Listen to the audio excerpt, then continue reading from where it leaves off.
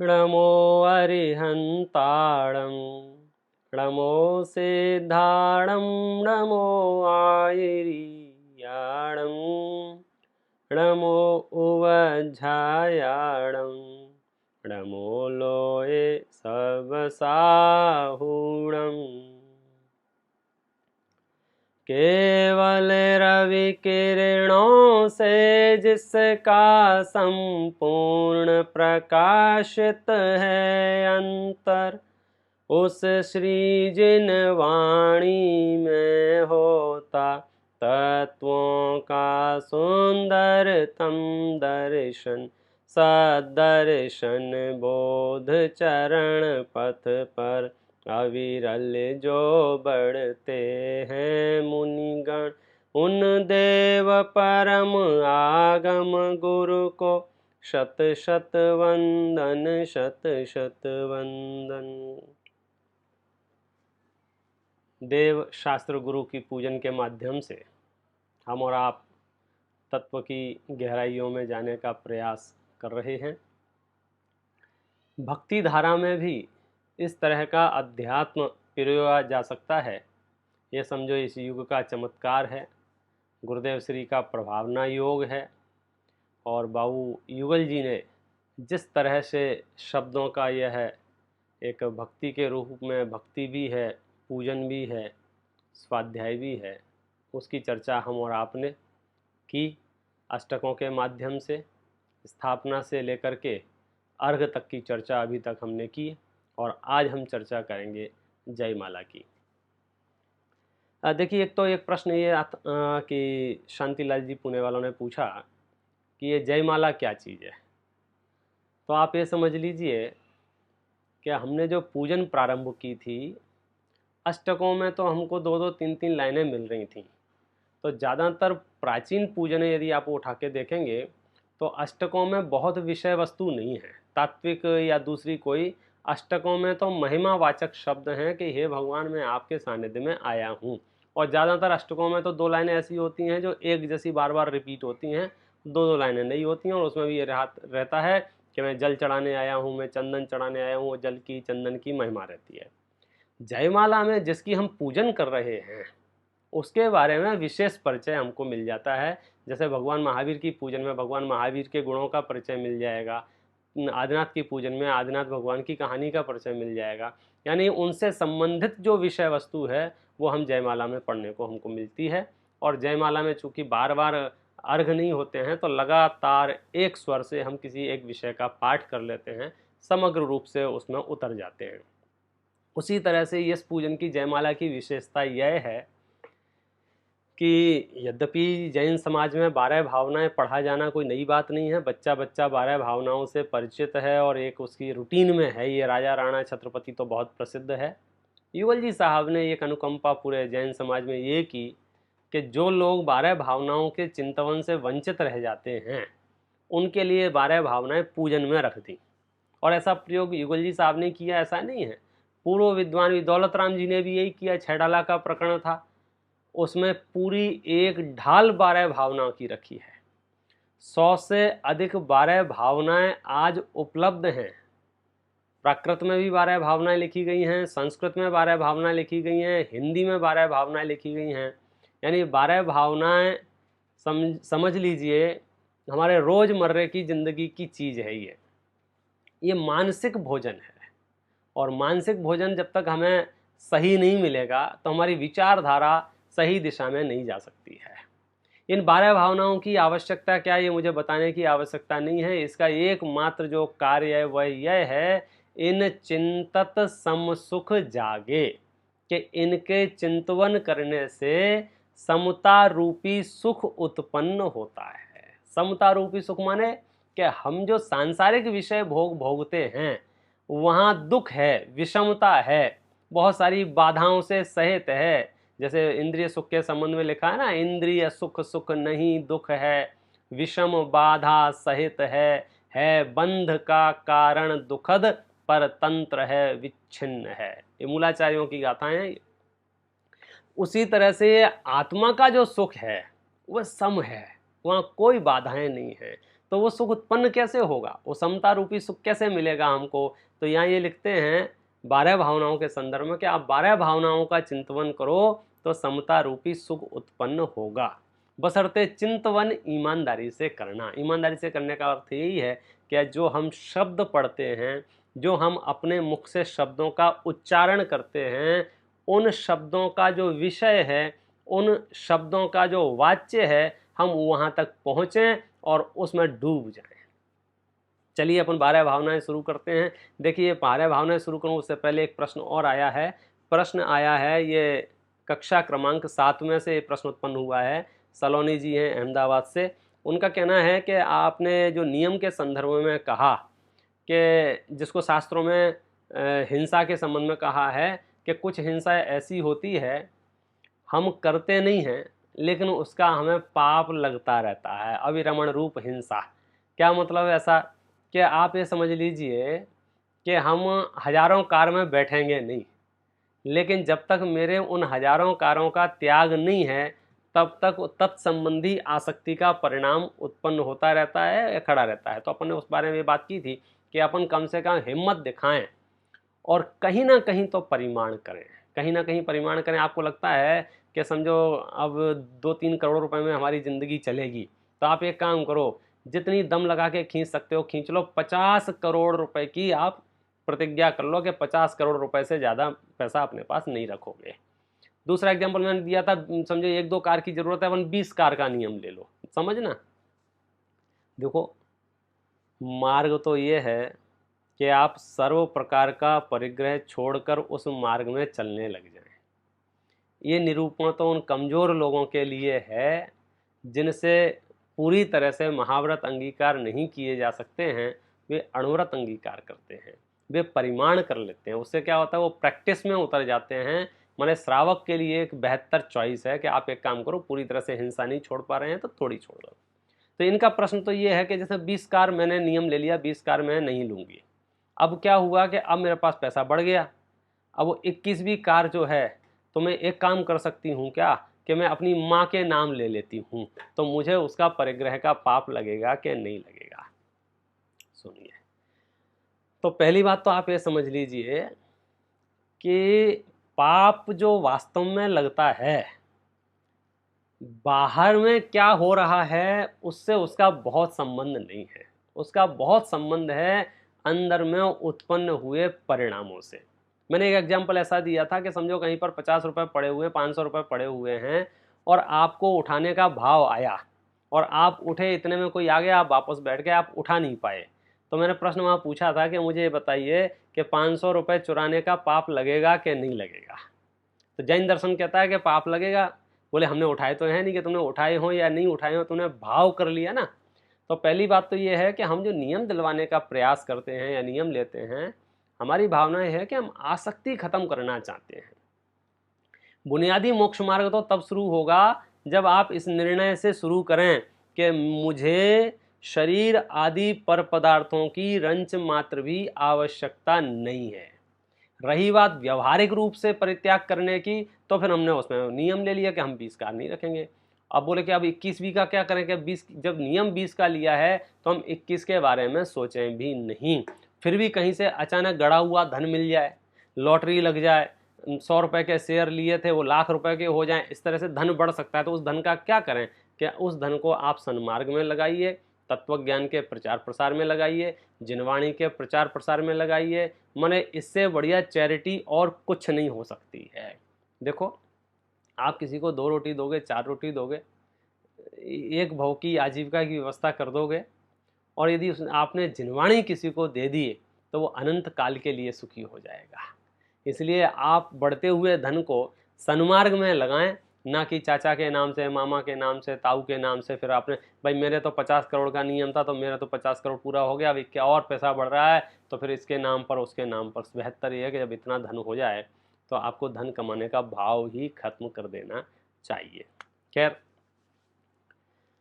असली बात तो इससे भी आगे की यह है कि मैं वह तत्व हूँ जिसने वास्तव में आज तक एक परमाणु भी ग्रहण किया नहीं है। जब मैंने ग्रहण ही नहीं किया है तो त्याग किसका? आप समझना वास्तविक परमार्थ धर्म क्या है, कि मेरे अंदर त्यागोपादान शून्य तो शक्ति है जो ये कह रही है कि आज तक मैंने कुछ ग्रहण त्याग करना ही नहीं है, किया ही नहीं है, कर सकता नहीं हूँ। मतलब इस बात को मैं इसलिए याद दिला रहा हूँ, हम इस भ्रांति में ना रहें कि 2-4 नियम लेके मोक्ष जाने की सोच रहे हों। वास्तविक तो पथ जो है, जो सन्मार्ग है, जो सतपथ है, वो यही है कि रत्नत्रय की एकता, सम्यक दर्शन, सम्यक ज्ञान, सम्यक चारित्र की एकता ही मोक्ष मार्ग है।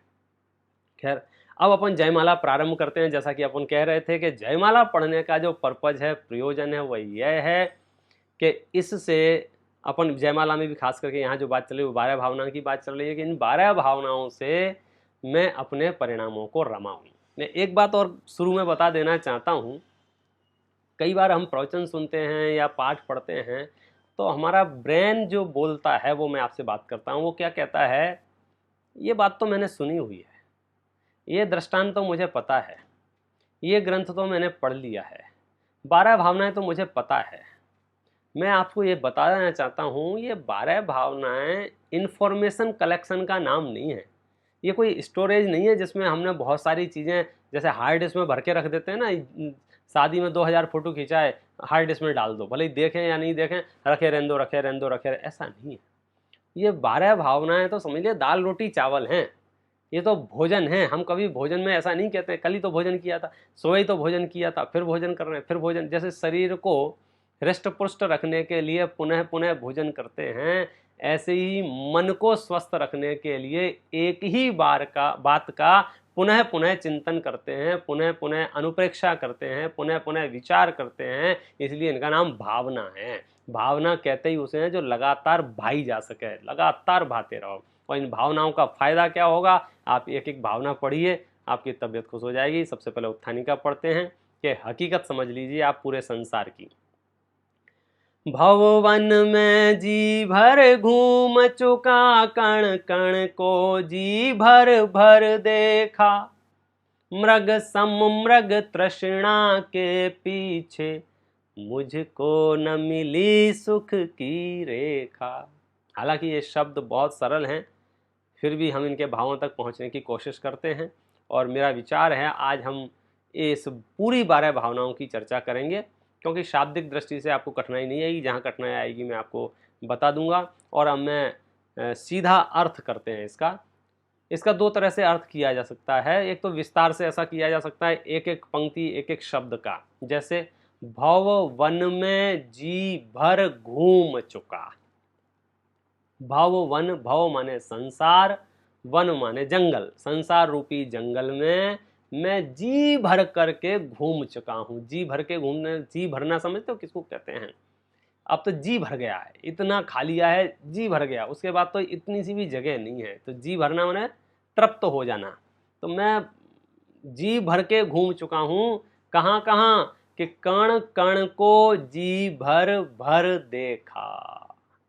इस विश्व में, इस विश्व के चप्पे चप्पे पर मैं गया, इस विश्व के चप्पे चप्पे पर मैंने जन्म लिया, इस विश्व के चप्पे चप्पे को मैंने देखा। लेकिन क्या दिक्कत है? मृग सम मृग तृष्णा के पीछे। मृग अर्थात हरिण, जिसको कई लोग हिरण भी बोलते हैं।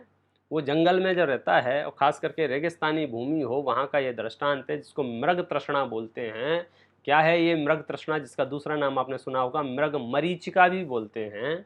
कि रेतीली जमीन में वो उस मृग को दूर से ऐसा लगता है कि वहाँ पानी भरा हुआ है, और वो दौड़ के जाता है। और जब निकट में जाता है तो देखता है अरे तो यहाँ तो पानी नहीं है। फिर दूर इधर उधर गर्दन घुमाता है, अरे वहाँ पानी है। फिर वहाँ दौड़ता है, फिर वहाँ दौड़ता है, और दौड़ते दौड़ते मर जाता है।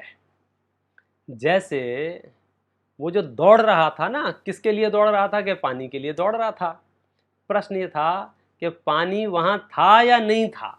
पानी तो था ही नहीं। तो हम संसार में क्या खोज रहे हैं? कि हम सुख खोज रहे हैं। कि प्रश्न, रुको रुको रुको रुको रुको रुको, कि संसार में सुख है या नहीं है, पहले ये तो नक्की करो। क्योंकि मैं अपने हाजिरी से, मैं अपने अनुभवों से ये बात कह रहा हूं, भव वन में जी भर घूम चुका, कण कण को जी भर भर देखा, मृग सम, मृग के समान, मृग तृष्णा के पीछे मुझको न मिली सुख की रेखा। मुझे तो सुख की एक किरण, सुख की एक पंक्ति, सुख की एक बूंद, क्या कहें, कुछ भी नहीं मिला मुझे तो। क्यों? क्योंकि संसार का स्वरूप विचित्र है। हम देखना, हमारी आदत ऐसी हो गई है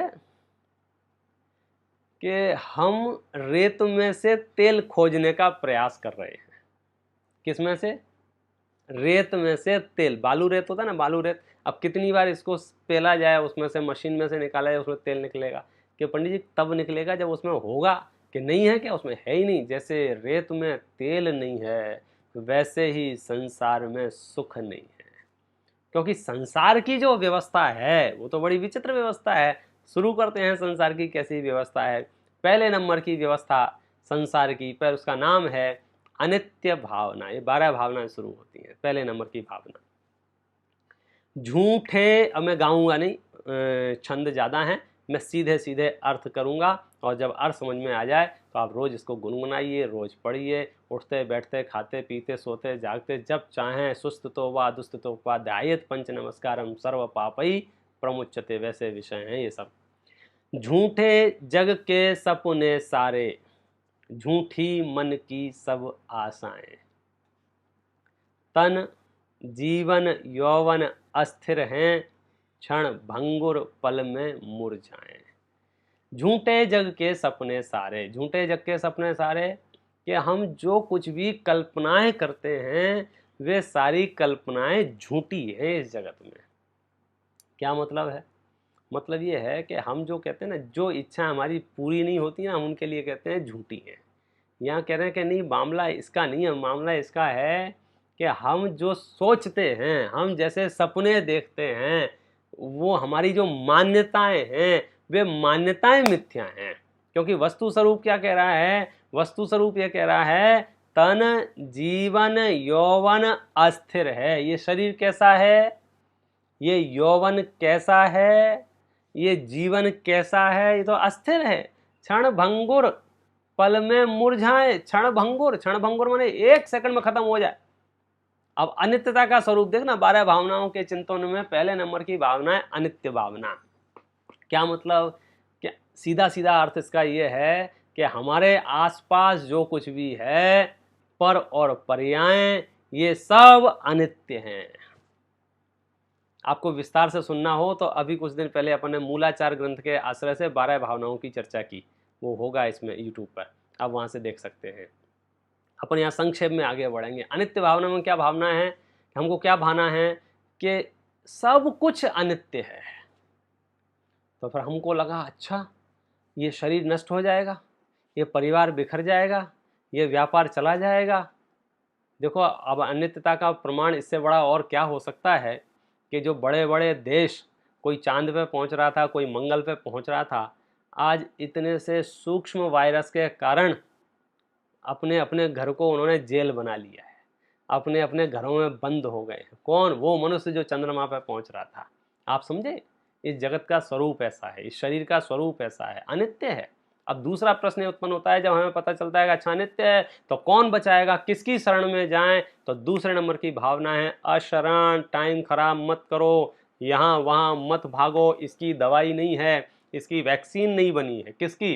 अनित्यता की। ऐसी दुनिया में कोई ताकत नहीं है जो इस अनित्यता को रोक सके। कार्तिकेय अनुप्रेक्षा में स्वामी कहते हैं जम जस्य जम्य देशे जैन विहाणेन जम्य कालम्मी जन्मम वा अहव मरणम वा।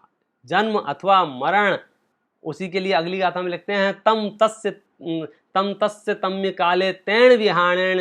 ओहो, क्या है ये? अंत जो मूल पंक्ति में जिसके लिए गाथाएं पढ़ रहा हूं वो सुन लीजिए। उसमें लिखा, अंत में लिखा है को शक्कदि वारेंदो इंदो वा तह जिणेंदो वा। कौन समर्थ है इसको आगे पीछे करने में? इंद्र अथवा जिनेंद्र, अर्थात कोई की ताकत नहीं है। मैं पूछता हूं मेरी आयु को, मुझे मृत्यु से कौन बचा सकता है? बोलो।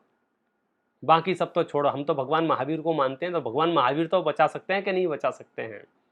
कि नहीं भाई साहब, भगवान महावीर ने कभी इस फालतू दावे नहीं किए कि सृष्टि मैंने बनाई है और सृष्टि को मैं मिटा सकता हूँ, तुम चिंता मत करो, मैं अपने भक्तों की रक्षा करूँगा।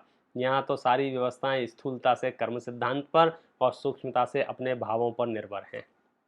अष्टपाउड़ की तो गाथा है, उसमें साफ लिखा है ये भावों से ही स्वर्ग है, भावों से ही नरक है, भावों से ही मोक्ष है। अब तुम्हें जहाँ जाना हो देख लेना, तीनों ही चीज़ें का कारण तुम्हारे पास विद्यमान है।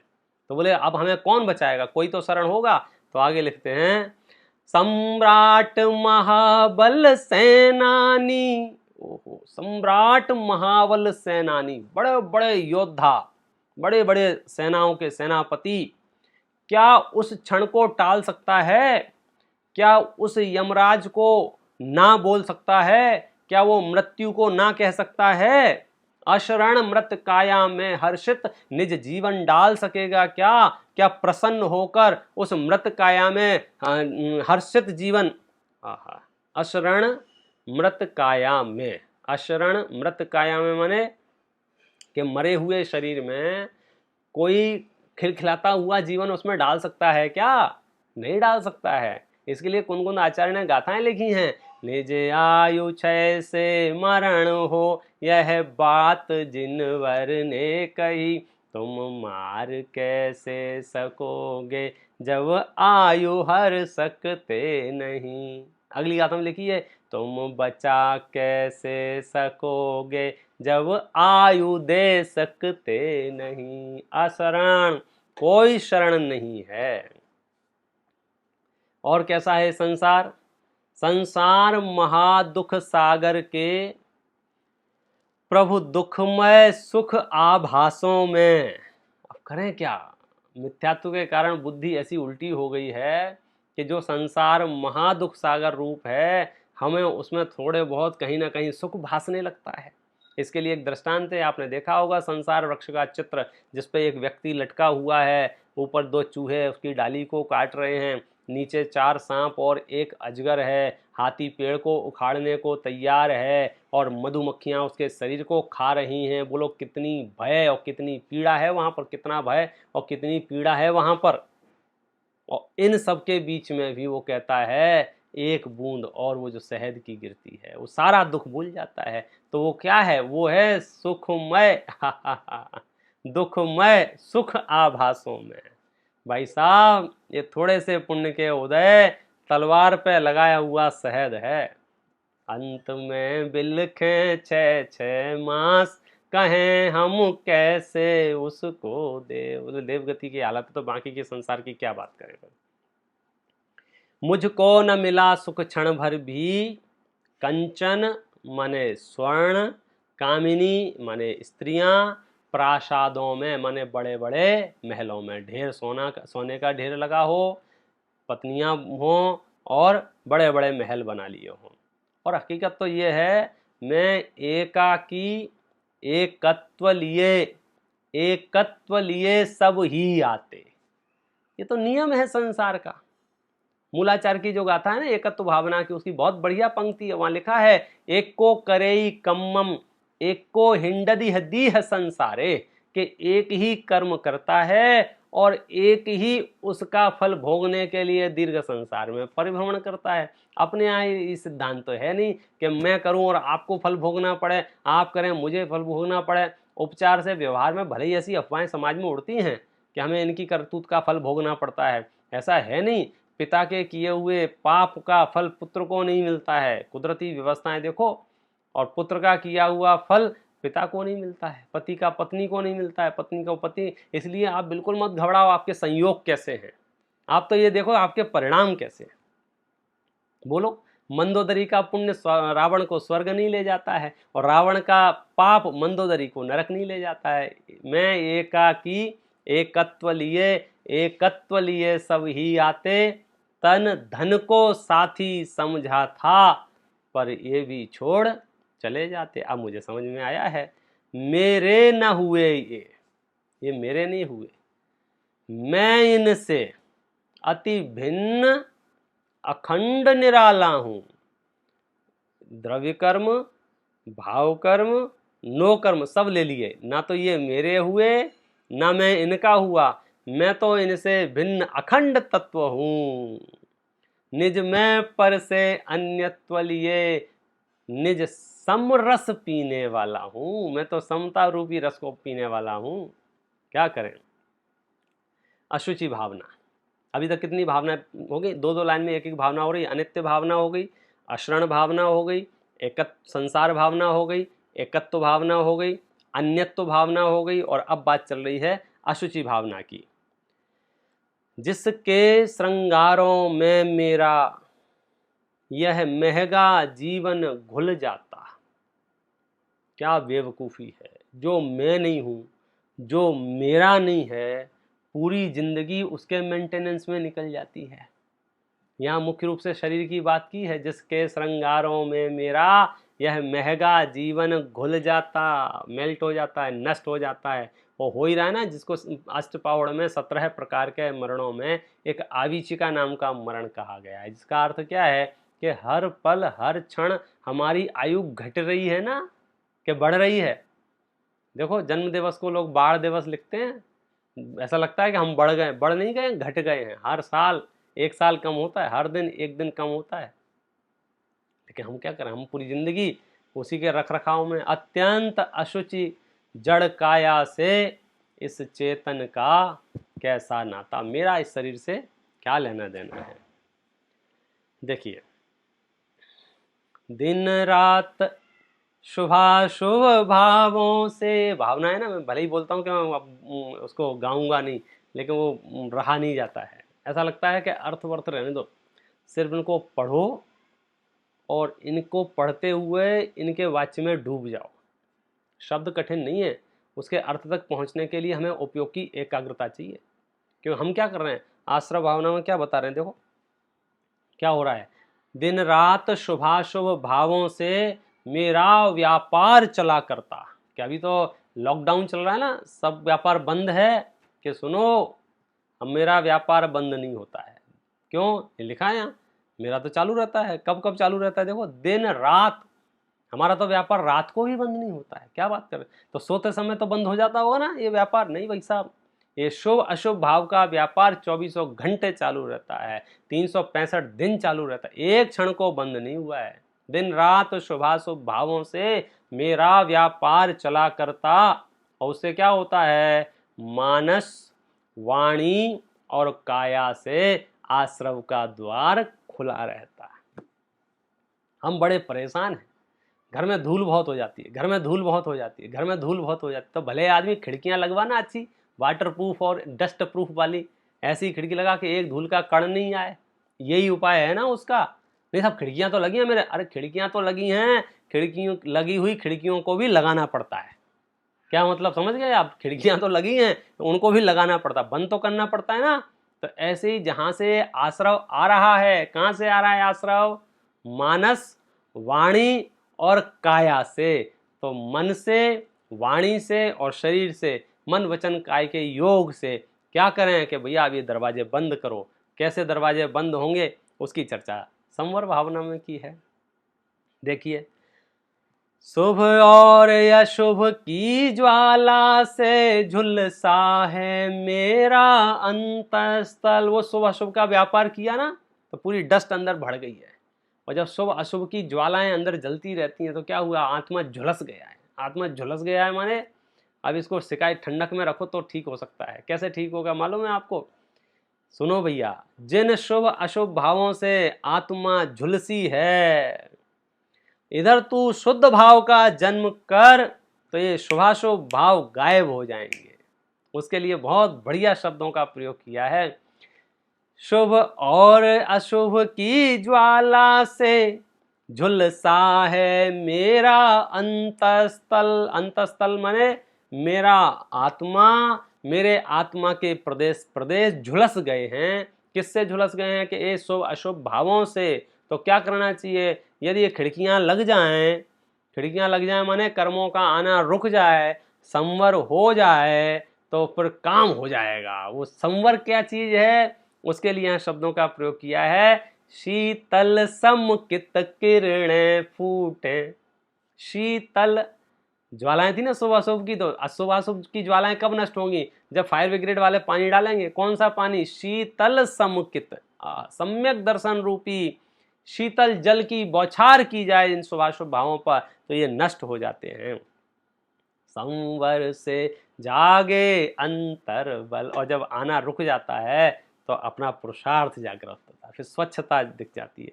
फिर क्या होता है देखो, फिर तप की शोधक वन्य जगे कर्मों की कड़ियां टूट पड़े, क्यों नया कर्म आना बंद हो गया है, संवर हो गया है। अब जो अंदर जो कर्म भरा था उसको तो खत्म करना पड़ेगा ना, बाहर तो अपन ने बंद कर दिया, अब आना बंद हो गया। जो अंदर भर गया है पूर्वोपार्जित कर्म जो हैं उनका क्या करते हैं कि तप के द्वारा उनको नष्ट करते हैं। फिर तप की शोधक वन्य जगह, एकदम क्या कहना चाहिए, अंतरंग तप, बहिरंग तप। और यहाँ पर अपन सामान्य रूप से बात करें तो सबसे उत्कृष्ट तप ध्यान है, सबसे उत्कृष्ट तप कायोत्सर्ग व्युत्सर्ग है, और उससे पहले स्वाध्याय है। स्वाध्याय से कर्म कटते हैं, आपको मालूम है।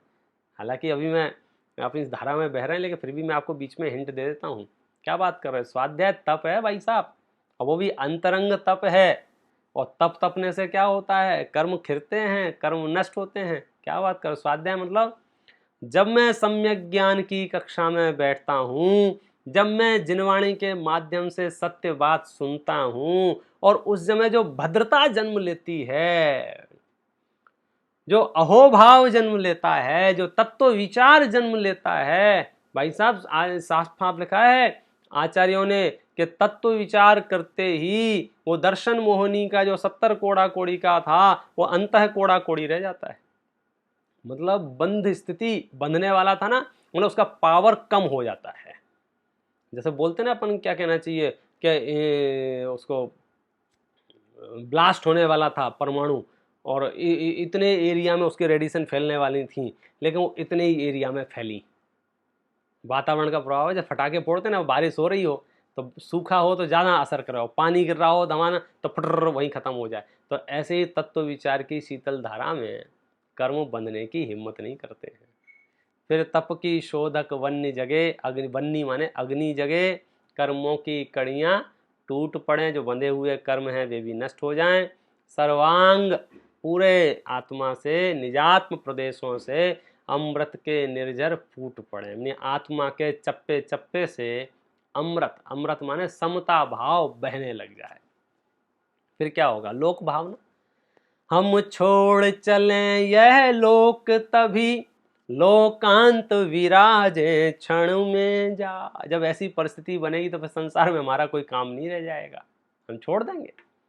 कहाँ चले जाएंगे, लोकांत, लोक के अंत में। क्या है लोक के अंत में, सिद्ध से लाकर विराजमान हो जाएंगे। वही वास्तव में हमारा स्थान है, निज लोक हमारा वासा हो, शोकांत बने फिर हमको क्या। फिर हमको ये फालतू बातें मत करो, तुम मर जाओगे तो इनका क्या होगा, इनका क्या होगा, इनका क्या करे। मैं मरूंगा कहाँ, मैं तो अजर अमर तत्व हूँ, शरीर और आत्मा का वियोग होगा और मैं तो सिद्ध सलाह में जाके बैठ जाऊंगा।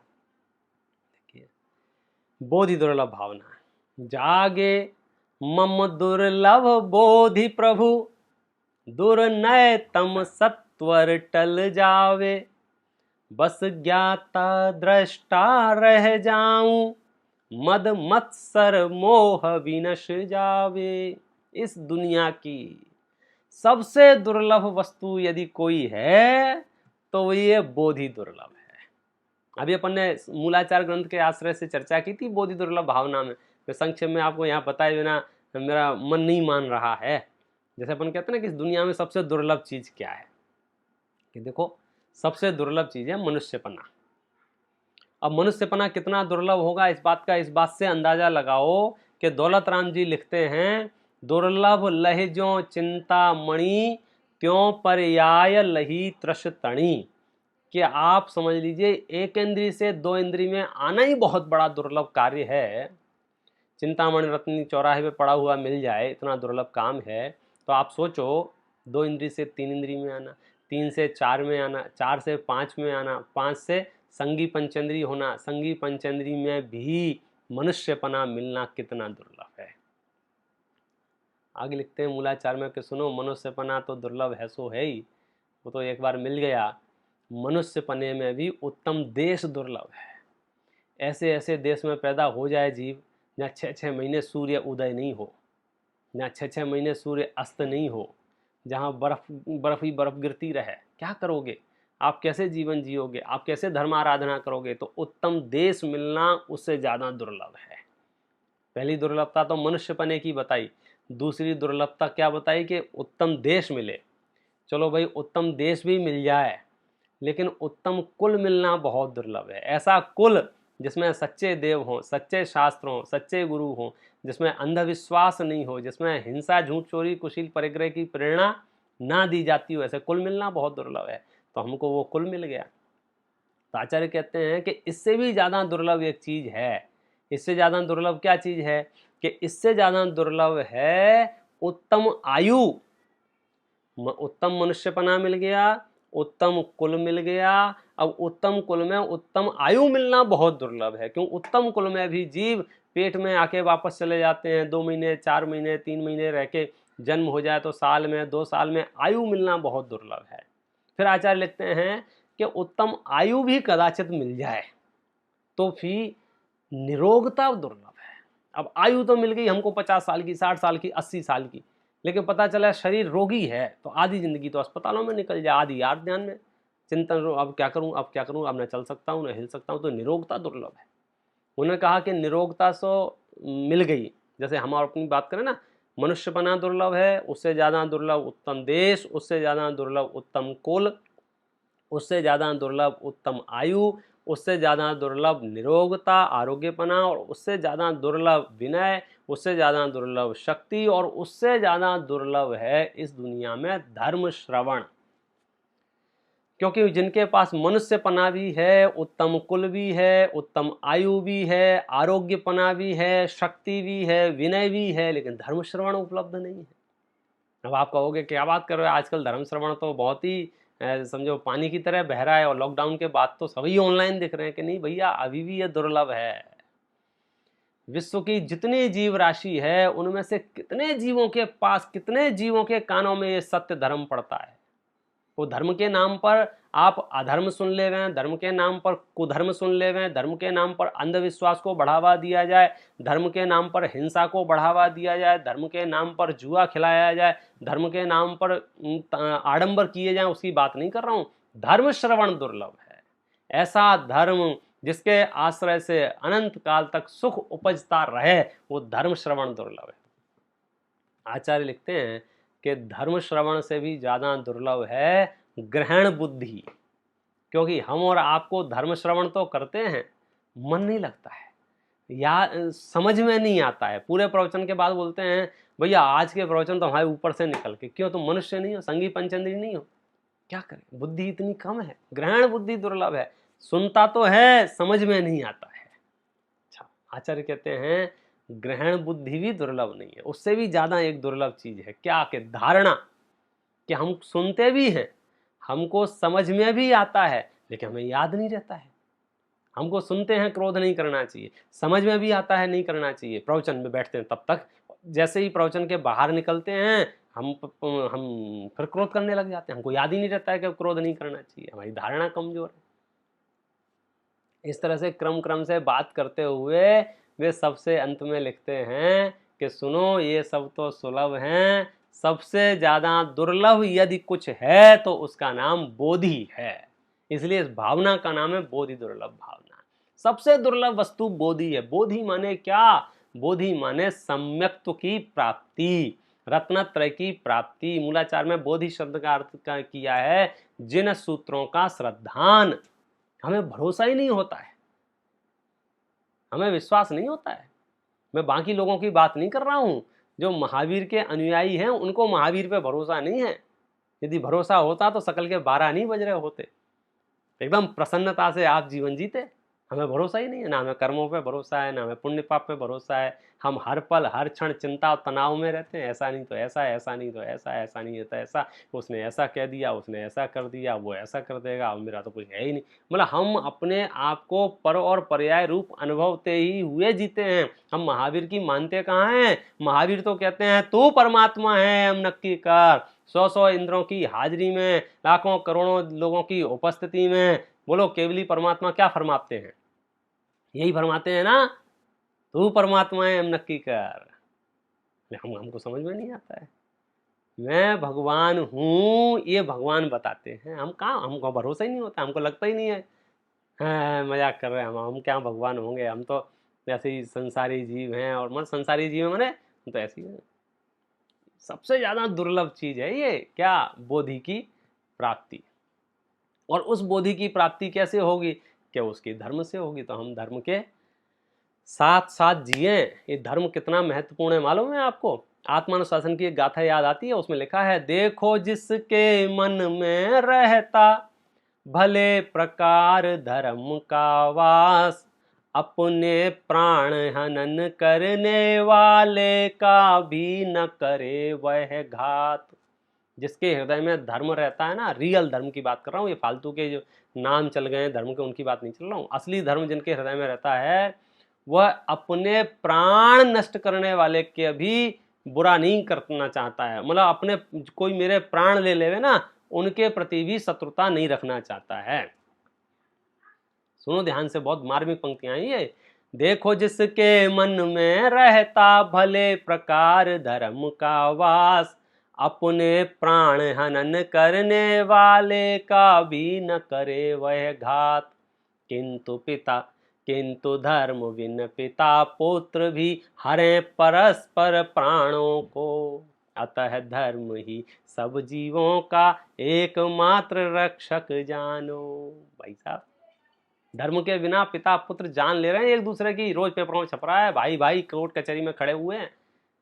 जिनके हृदय में धर्म बसता है उनकी कोई जान भी ले लेवे तो भी वे उसके प्रति द्वेष भावना नहीं रखते हैं। और जिनके हृदय में धर्म नहीं है, वे सगे भाई हों, खून का रिश्ता भी हो, तो भी वे एक दूसरे के खून के प्यासे बन जाते हैं। हम धर्म से बहुत दूर रहे हैं, धर्म के स्वरूप को नहीं समझ पाए हैं। ऊपर हमने तो यही धर्म सुना है, क्या धर्म क्या, हम धर्म कितना जानते, इतना ही जानते हैं। धर्म माने सब धर्म एक जैसे हैं, सब अपने अपने हिसाब से लगे पड़े हैं, सब एक दूसरे को अपने अपने धर्म की बड़ी बढ़िया गीत गाते रहते हैं। अरे भाई साहब, इसका नहीं, धर्म माने यूनिवर्सल ट्रुथ, धर्म माने सार्वभौमिक सत्य, धर्म माने सार्वकालिक सत्य, उसका नाम धर्म है। जिसने कह दिया धर्म चाहे पाप का नाम धर्म, चाहे पुण्य का नाम धर्म, ऐसा नहीं है। धर्म उसी का नाम है जो सार्वभौमिक सत्य हो। हमारा सौभाग्य है कि हमें ये जिन शासन मिला है जिसके सभी सिद्धांत सार्वभौमिक सत्य हैं, सार्वकालिक सत्य हैं। हम इन सिद्धांतों को अपने जीवन में अपनाएं और इन 12 भावनाओं को रोज गुनगुनाएं, इस सत्य को हम समझें और निश्चिंत निराकुल रहें। क्यों, एक एक भावना आपको निराकुल, अनित्य भावना है, क्या कहती है, सब नष्टवान है, ये हमें पता चल गया, अब सब नाशवान है, अब चिंता नहीं है। चिंता तो उनकी है जिन्हें पता ही नहीं है। जैसे गुब्बारा होता है ना, बाजार से 10 रुपए का बलून लेके आए, अब बच्चे को नहीं पता ये अनित्य है, हमको पता है, और वो फूट जाता है तो बच्चा रोता है और हमें कोई फर्क नहीं पड़ता है, क्यों, हमें तो पता ही था ना ये फूटेगा। ऐसे ही संसारी जीव शरीर और संयोगों को अनित्य मानते हैं। इनके बिखरने पर ज्ञानी विलाप नहीं करते हैं, अज्ञानी सर पटकता है। एक एक भावना से ऐसी ही आप भावना निकाल सकते हैं। ज्ञानी हर हाल में सत्य जानकारियां उसके पास होती हैं, सत्य श्रद्धान उसके पास होता है, इसलिए निराकुल दशा में रहता है। हम और आप भी उस रास्ते पर चलकर निराकुल बने। इस मंगल भावना से अभी की बात विराम करते हैं। जा वाणी के ज्ञान ते सूझे लोकालोक, सो वाणी मस्तक नमू सदा दे तू दो।